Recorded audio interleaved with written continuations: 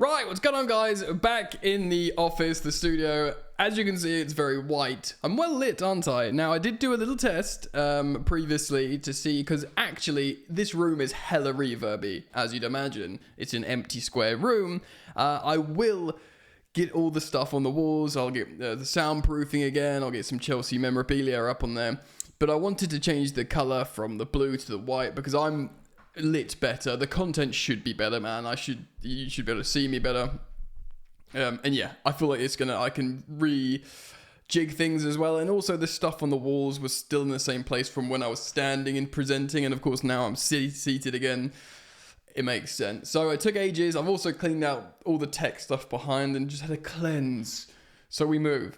So welcome back. We are discussing the situation with the Chelsea ownership shares. Of course, I reacted to the Bloomberg article yesterday speaking about, the owners could be looking to sell shares within themselves. Are they selling Chelsea? And Matt Law has said Clearlake isn't selling Chelsea. They are committed. And I also had it confirmed on good authority by someone who is to be trusted that that isn't the case. They're not looking to sell up. So we're going to react to Matt Law's article today, who's been briefed by Chelsea, I'd imagine, and we're going to get into it. So, as always, thank you for joining me, guys. Thank you for supporting the content. You can do it simply by liking and subscribing. If you choose to subscribe, hit the bell. Of course, I will be making the content as best as it could be for you guys. So, thank you for jumping on for the ride. Yeah, jumping on for the ride to 200,000 subscribers. Beautiful. All right then. Chelsea. By the way, Matt Law has just quote tweeted this article with the gif "Winter is coming" with Ned Stark. So stuff is gonna go down. It's yeah. I'll just give for context. I'm going to be reading this article here. Oh, it's not there. That's helpful, isn't it, gang? Damn. Let's just quickly smash that on the screen for you. So it's Matt Law's article here. This is what I will be citing today for context. Yeah. Let's have a look what's going on. Chelsea's majority shareholder, Clearlake Capital, have no intention of selling their stake in Chelsea Football Club and will not allow it to go up for auction again amid the claims of a potential ownership power battle. A Bloomberg report claimed that Chelsea main shareholders are exploring the possibility of buying each other out. But Telegraph Sport understands that is Clearlake, who own 61.5% of the shares, so they would only be open to increasing their stake, probably looking to buy more, own more of Chelsea. Of course, like I said in yesterday's video, like I've said recently on Instagram as well, like you see Badal Eghbali at games sitting with the sporting directors, but we haven't seen Todd Boehly in a little while, have we? Where's Todd? He was the man, like I said, at Stamford Bridge when they first purchased the club, the consortium now known as Blueco. He was the one, like a new president, shaking hands and kissing babies. In fact, even to this day, TalkSport, the Daily Mail, all those terrible rags still refer to it as Todd Boehly's Chelsea. But it never was it? It never was. It's understood there have been no talks between Clearlake co-owner Todd Boehly or any of Chelsea's investments about the sale of any Clearlake shares at this stage. So this is essentially the owners selling Chelsea. That's not been talked about. Clearlake and Boehly took over the club just over 2 years ago after it was put up for auction when former owner, of course, Roman Abramovich, was forced to sell Chelsea following the invasion of Ukraine. It's understood that the relationship between Clearlake, who are owned by Chelsea co-owners Badal Eghbali and Jose E. Feliciano, and Boehly has frosted since the takeover, but is described as being professional. Now, this has been a report for a long time that they're no longer super happy best friends, and indeed, the relationship is sour. And I think we've seen them together at Wembley in suits, but we never seen them just hang out like they used to. #mates. All major decisions have to be signed off by Eghbali, Feliciano, and Boehly. And just this week, Chelsea announced a new management committee to take over the running of the commercial side of the club, and that was agreed by all parties. Yes, Chris Jurasek put together a team prior to leaving Chelsea to run all commercial parts of the club. Bowley, who holds the title of chairman, has stepped back from day-to-day running of Chelsea over the past 12 months, but is said to remain committed to the club. Or is he? He was also interim sporting director that first summer, when it all went to crap. Hashtag Aubameyang. Alright. Clearlake, the private equity fund managed by Eghbali and Feliciano, of course, own 61.5% of the shares and voting rights in the UK-based company behind Chelsea, which, of course, is called 222 Holdco. I guess Blue Co is the ownership that own Strasbourg and Chelsea. The remaining 38.5% is split equally between Bowley, Hans-Jörg Wyss, or Weiss, however you say it, and Mark Walter. So meaning each man owns a stake of just under 13%. So yeah, Eghbali and the boys, nearly 62%. Todd Bowley, under 13%. Which we've been saying for so long. It's not his club. It is understood that Clearlake would be prepared to buy any of those 13% stakes or shares from any other minority investors should they ever be made available for sale in the future. Can I just say, why make this consortium in the first place if Clearlake were invested and got the money? It's not like they bought Chelsea and it proved to be an incredible financial revenue exercise. So they're like, we need it all now because let's be real, it's been tough, it's been turbulent, it's been teething issues.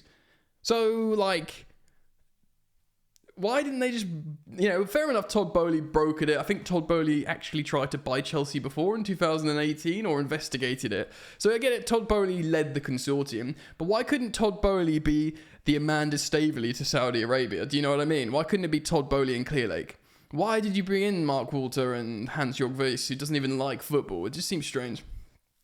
It's understood that Clearlake would be able, like I said, buy out any of them if they had the opportunity. But it's claimed that there's currently no prospect of Clearlake selling of any of their shares or trying to raise any third-party capital, with the American investment firm seeing their commitment stretching to over a decade and longer. Right, so I thought that shares couldn't be sold within the first decade of ownership when Rain sold Chelsea. Okay, that's what I thought, right? That it couldn't be sold in the first decade. Which would make me think, obviously, that's with over 2 years down, which means 8 years remaining, which would mean they can't do it unless this is something different. This is buying shares within the consortium, within the ownership group, buying out each other's shares rather than selling shares externally. Maybe they're two different things, right? But Clearlake are committed, apparently.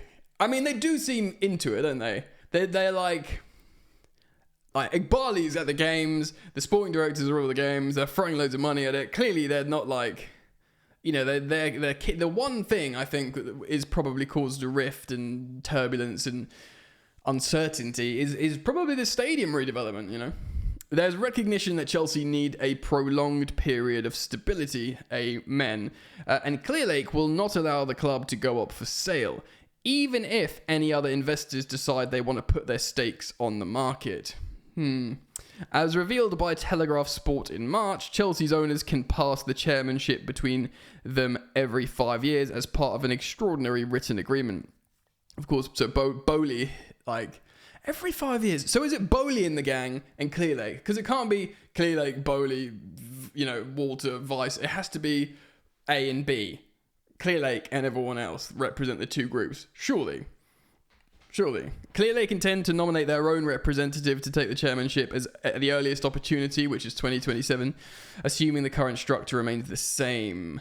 I mean, who would there... Surely it would just be Behdad Eghbali, because Feliciano, you sort of never really see him. I have a feeling he doesn't really like football as well. Behdad Eghbali does. He's keen. I imagine it would be him. Igbali is the most active, here we go, of the 3 co-owners in the day-to-day running of the club, working closely with co-sporting directors Paul Winstanley and Lawrence Stewart. Like I said, you see them in the stands together all the time at games. Earlier this year, sources close to Bowley insisted he had no intention of giving up his chairmanship before 2027 and was said to have spoken to his business associates about the next 20 plus years at Chelsea.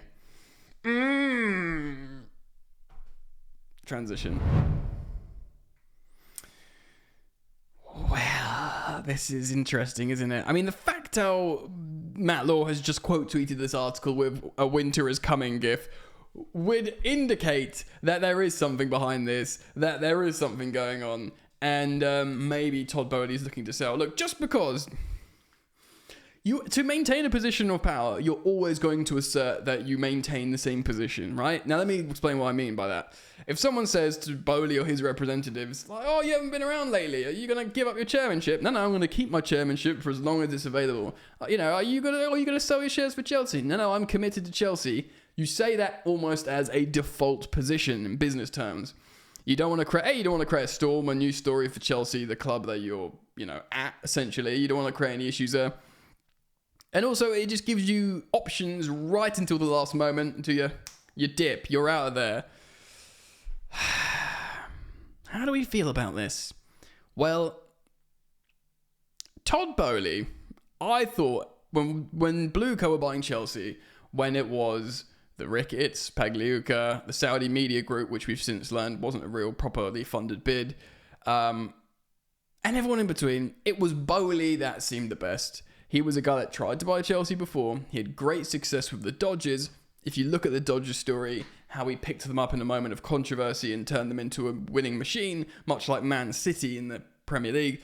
Chelsea were in a moment of controversy with Roman Abramovich, and it just seemed like right. Do you know what I mean? And he actually sort of talked about football quite a lot. Like, it seemed kind of right, and it's certainly to the other opposing candidates. But no one was talking about Badad Igbali and Clearlake. And of course, very, very quickly, we learned they are the money men. They are the guys. They are the, whatever. And actually, since Badad has seemed very, very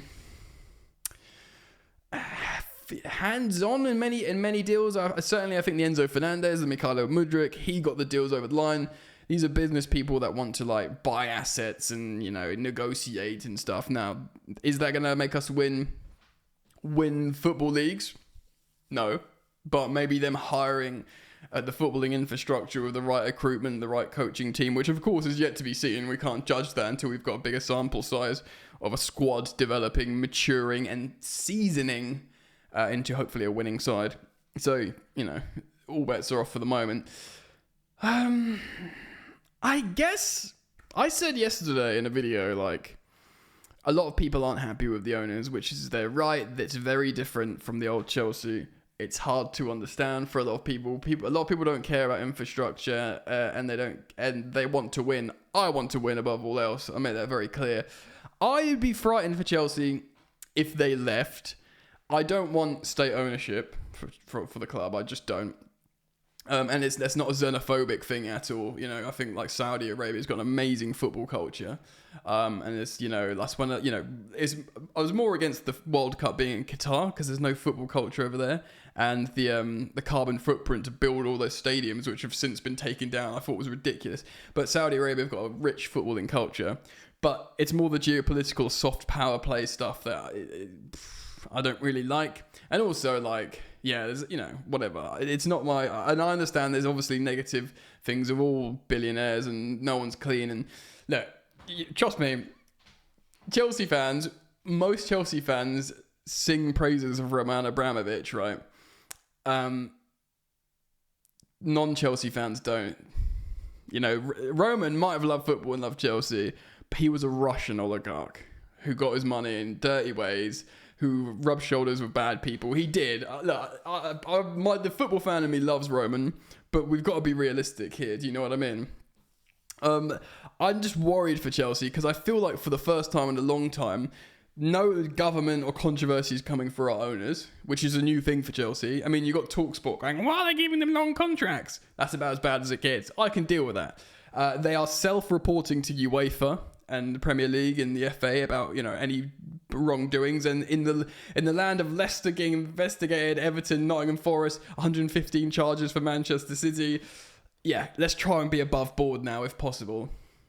And like I said in yesterday's video, would you rather a club like Chelsea, your owners spending loads of money, maybe a little bit too loosely, money that they have like under the rules, but maybe just buying too many players, or would you want a Mike Ashley owner who just doesn't buy any players and doesn't spend money and you know whatever? And it doesn't look like we're going to be asset stripped or anything like that. So I know we want to win and that's paramount, but for the moment, I feel like just settling down for time would be good. Maybe Todd Boehly leaving and Clearlake Capital would just be less turbulence if there is a little conflict in the club within the ownership. One thing I would like if this happened, one silver lining out of this drama that I'd enjoy is that friggin' people on podcasts, YouTube channels, on the radio, sports broadcast would have to stop saying Todd Boehly's Chelsea. They'd have to actually, hold on, who is Chelsea actually owned by? They'd have to actually look at it for once and learn about what's actually going on at our club rather than just throwing headlines in. Yeah, anyway, we move. Maybe it's fine. Maybe Todd Boehly leaves Chelsea, Clearlake continue to own the club. Hopefully we go up the Premier League table. You know, these young players like Jackson, Paez, Estival, Palmer, Gusto, Romeo Lavia, they all turn into superstars. Joao Felix, Neto and Jadon Sancho all settle in. And we've got a great team and we're all happy. And, you know, before we know it, the football starts and Jadon Sancho's dunking on Man United and the banter's starting. And, you know, all the good stuff, basically, because that's what we want. So, yeah, that could all happen. We'll see what happens, though. Let me know your thoughts, guys. Thank you for joining me. Hopefully there's not much reverb on this video. I will populate the walls soon. We'll do some stats videos. We'll do all the kinds of fun stuff here soon. So thanks for joining me. Hope to see you back here soon. Mwah. Peace.